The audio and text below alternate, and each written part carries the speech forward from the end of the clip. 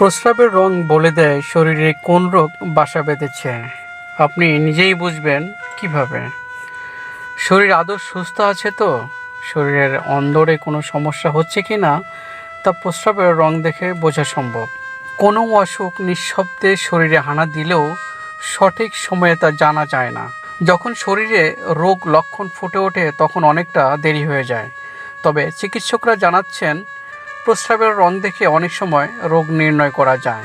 স্বচ্ছ এবং সাদার বদলে যদি প্রস্রাবের রঙে খানিকটা বদল আসে তাহলে তা কিন্তু কোনো রোগেরও ইঙ্গিত হতে পারে। ফ্যাকাশে হলুদ রঙের প্রস্রাব। শরীরে ইউরোবিলিন পিগমেন্ট উৎপাদনের কারণে সাধারণত প্রস্রাবের রং ফ্যাকাশে হয়। সাধারণত পানি কম খেলে প্রস্রাবের রং হলুদ হয়। তবে শরীর যখন পানি শূন্য হয়ে পড়ে তখন কিডনি প্রস্রাব থেকে পানি শোষণ করে, ফলে প্রস্রাবের স্বাভাবিক রং ঘনীভূত হয়ে হলুদ রং ধারণ করতে পারে। আর তাই এমন হলে অতি অবশ্যই বেশি করে পানি খাওয়া জরুরি। প্রস্রাবের রং যদি গাঢ় হলুদ বর্ণ হয় সেক্ষেত্রে জন্ডিসের একটা আশঙ্কা থেকে যায়। তেমন হলে অতি অবশ্যই চিকিৎসকের পরামর্শ নিতে হবে।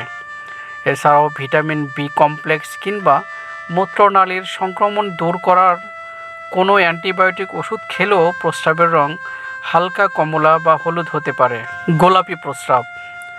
এই রঙের প্রস্রাব দেখলে অনেকেই ভয় পেয়ে যান, তবে সবসময় গুরুতর সমস্যার কারণে এমনটা যে হয় তা নয়। 4টি কারণে এটা হতে পারে: প্রস্রাবে রক্ত চলে এলে কিংবা কোনো বিশেষ ঔষধ বা টক্সিনের কারণে এমনটা হতে পারে। টক্সিন, লেড বা পারদের কারণেও গোলাপি রঙের প্রস্রাব হতে পারে। তবে যদি রক্তের কারণে হয় তাহলে ইউটিআই, টিউমার, প্রোস্টেটের সমস্যা কিংবা কিডনিতে স্টোন বা পাথর হয়ে থাকতে পারে। ঘোলাটে প্রস্রাব। কিডনির সমস্যা বা ইউটিআই হলে প্রস্রাবের রং ঘোলাটে হয়ে যায়।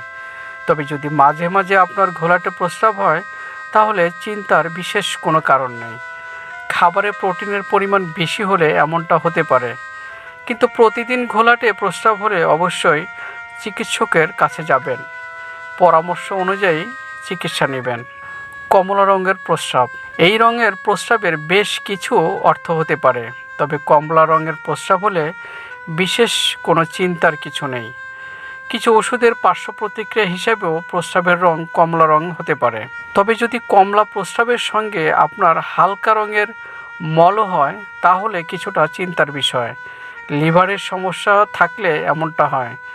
দীর্ঘদিন ধরে এমন হলে অবশ্যই চিকিৎসকের পরামর্শ নেবেন।